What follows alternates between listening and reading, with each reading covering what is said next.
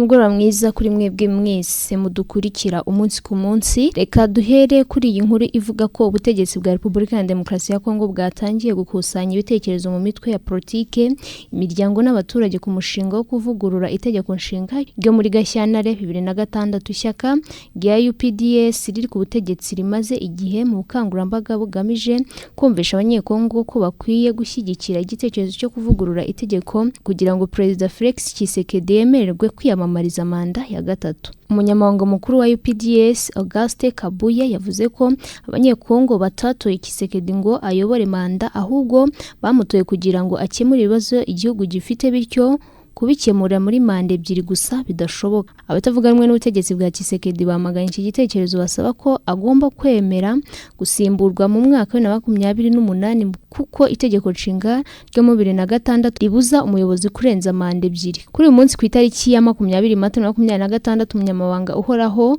w'ihuriro Union Sacrée riri ku butegetsi akaba n'umuvugizi waryo Professeur André Mbata yatangaje ko hari benshi bagaragaje ko bashyigikiye ko itegeko nshinga rivugururwa. Professeur Mbata yashingiye kuri iyo mpamvu asaba amashyaka, imiryango, abanyamuryango ba Union Sacrée, amadini n'abandi bo mu nzego zose zigize ubuzima bw'igihugu ko batanga inyandiko z'ibitekerezo byabo kuri ingingo bitarenze ku itariki ya 20 Gicurasi. Biteganyijwe ko nyuma y'icyo gihe Union Sacrée izashyiraho komisiyo technique izasesengura ibitekerezo byose, hanyuma raporo izategura ishyikirize Perezida Tshisekedi kugira ngo azafate umwanzuro. Nubwo bikitwa igitekerezo, bisa naho Perezida Tshisekedi yamaze kwanzura ko azakomeza kuyobora Repubulika ya Demokarasi ya Kongo na nyuma ya manda ebyiri, kuko tariki ya 8 Mata yatangaje ko afite intego yo kugira iki gihugu kimwe mu byihagazeho muri Afurika mu mwaka wa 2032. Reka dukomeze kuri inkuru ivuga ko umutwe wa AFC 23 na leta ya Repubulika ya Demokarasi ya Kongo ku cyumweru buri ruhande rwashinjije urundi kuba inyuma y'ibitero byagabwe muri Masisi koreshejwe drone nyuma y'amasaha make bavuye mu biganiro by'iminsi 5 byabereye mu Busuwisi. Umuvugizi wa AFC 23 Lawrence Kanyuka yanditse ku mbuga nkoranyambaga avuga ko mu ijoro ryo ku itariki ya 18 rishyira ku ya 19 Mata ihuriro ry'ingabo zirwanya uruhande rwa Repubulika ya Kinshasa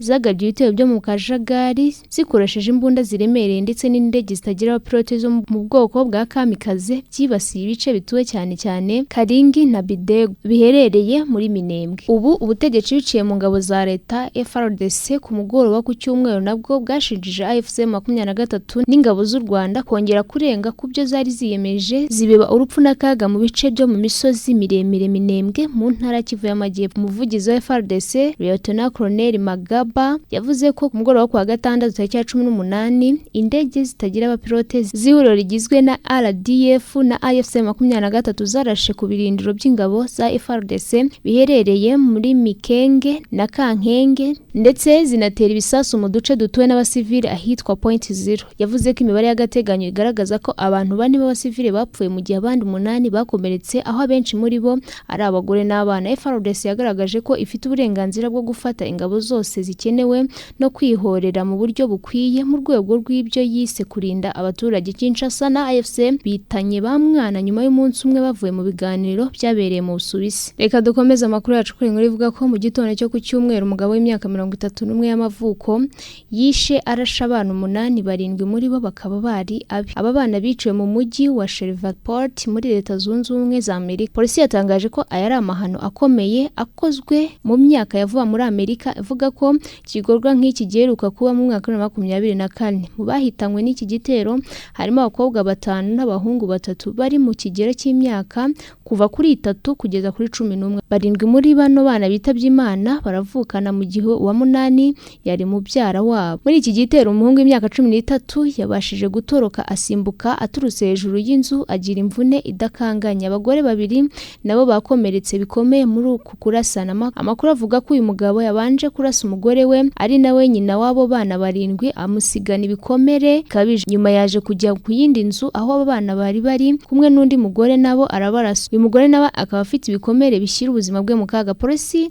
ntiyatangaje icyateye uyu mugabo kurasa abo bantu, ariko yatangaje ko abantu baba bakwiye gukurikirana tabwaho mu gihe ubuzima bwabo bwo mu mutwe butameze neza bikamenyekana amazi atararenga inkombe. CNN yanditse ko kamera y'umutekano mu baturanyi yafashe amashusho y'uyu mugabo ari guhunga asohoka mu nzu nyuma yo kurasa aba bantu yiruka yerekeza ku iduka ry'amapine riri hafi aho ngaho. Reka dukomeze kuri iyi nkuru ivuga ko perezida w'Ubufaransa Emmanuel Macron yatangaje ko umusirikare umwe w'iki gihugu wari mu butumwa bw'amahoro bwa Loni muri Libani yishwe mu gico bateze mu majyepfo y'iki gihugu, abandi batatu barakomereka. Ibi yabitangaje mu itangazo yashyize hanze ku itariki ya 18 Mata ryamaganye ibi bitero kubera ko byibasiye abasirikare b'igihugu cye bagiye mu butumwa bw'amahoro muri Loni. Muri iri tangazo rye yavuze ko yagiranye ikiganiro kuri telefone na perezida wa Libani hamwe na minisitiri w'intebe y'iki gihugu Nawaf Salam. Minisitiri w'ingabo w'Ubufaransa yavuze ko abasirikare bishwe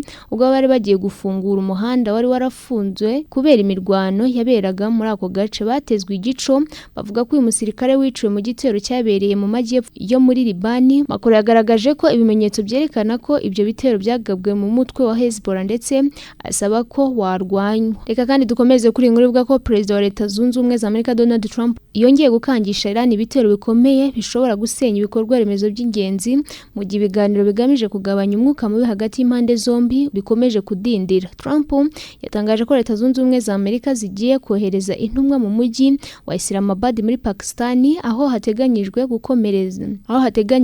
gukomereza ibiganiro na Iran. Icyakora yagaragaje ko niharamuka hatabayeho kumvikana, Amerika ishobora gufata ingamba za gisirikare zikomeye zirimo no kwibasira ibikorwa remezo birimo n'ingomero z'amashanyarazi n'ibiraro. Bibije mu gihe agahenge kari hagati ya Amerika na Iran na Israel kari hafi kurangira, ibintu bikomeje gutera impungenge ku mutekano w'akarere. Ibiganiro biheruka byabereye Islamabad ntibyatanze umusaruro, aho impande zombi zagaragaje ko zikiri kure cyane mu kumvikana ku bibazo bikomeye. Perezida wa Iran yashimangiye ko igihugu cye gifite uburenganzira busesuye bwo gukomeza gahunda yacyo ya nuclear, ivuga ko igamije ibikorwa by'amahoro. Ibi ariko binyuranyije n'icyifuzo Amerika isaba ko iyo gahunda yagabanywa cyangwa igahagarikwa burundu. Ikindi kibazo gikomeye kiri hagati y'impande zombi ni imikoreshereze ya Hormuz ifite uruhare runini mu gutwara ibikomoka kuri peteroli ku isi. Iran imaze igihe ifunga no gufungura iyo nzira bitewe n'ibihe by'umutekano, mu gihe Amerika yashyizeho ibihano birimo no kugenzura ibyambu byayo. Iran yatangaje ko